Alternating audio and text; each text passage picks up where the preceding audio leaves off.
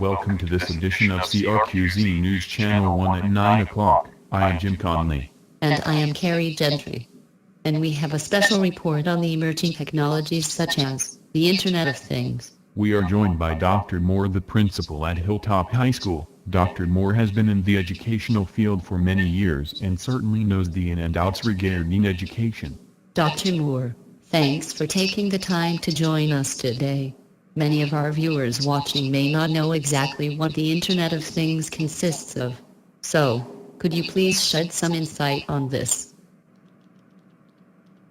Yes, sure. Simply put, the Internet of Things is the concept of basically connecting any device with an on and off switch to the Internet and or to each other. This includes everything from cell phones, coffee makers, washing machines, headphones, lamps, wearable devices and almost anything else you can think of. That's very interesting, Dr. Moore. Now, our viewers may be asking, how does this impact us? Mrs. Moore, could you answer this for all of our viewers? Certainly, we at Hilltop High stay up to date on technology, and the new rule for the future is going to be, anything that can be connected, will be connected. We do not have to wait until 2020 to experience the smart home, the smart car, or go to work at a smart office, as those technologies already in the market or in development. But how soon before our children or we attend a smart school? How will the Internet of Things eventually impact education in the USA? According to the NCM Horizon Report K-12, for 2017, Internet of Things for education is predicted to occur in 3 to 5 years.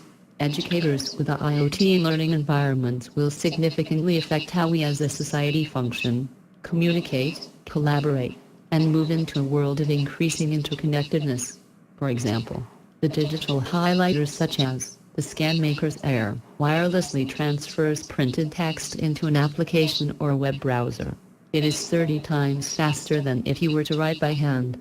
This tool does not only apply to education, but it can also be used by lawyers, researchers, and avid readers who still like to take notes.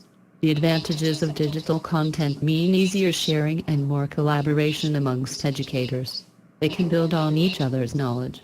It also means educators can move through the material more quickly because they were not wasting time writing letter by letter on a chalkboard or whiteboard. Now, I would like to share a video with all of you. So one of the next big tech revolutions that everybody's talking about these days is the notion of the Internet of Things. See, now that we are extending intelligent sensors into everything, into the world of everyday objects, all of a sudden these objects are going to be endowed with agency. They're going to be endowed with the ability to give us feedback. The world is going to become intelligent and responsive and going to anticipate our needs. The world is going to feel like an extension of our mindedness. When everything becomes linked with everything else, as objects have actual agency, they actually have a kind of consciousness, and that things almost are enchanted, almost are alive. You know, you walk into a room and the room knows how you like the lighting, and the song that you love starts automatically playing, and the curtains automatically raise, and the computer offers you your favorite snack. I mean, the full flourishing of these technologies promises to essentially blur the distinction between self and world. The entire world will have mind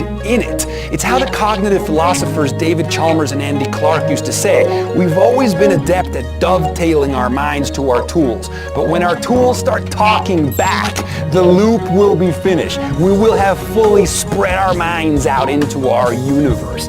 This is the Internet of Things. This is why it's a game changer, and this is why it absolutely rattles my imagination. So, yeah, read up on it, right? It's coming. I'd like to thank Mrs. Moore and all our viewers for tuning in for this special report. That is going to do it for this edition of News Channel 1 at 9.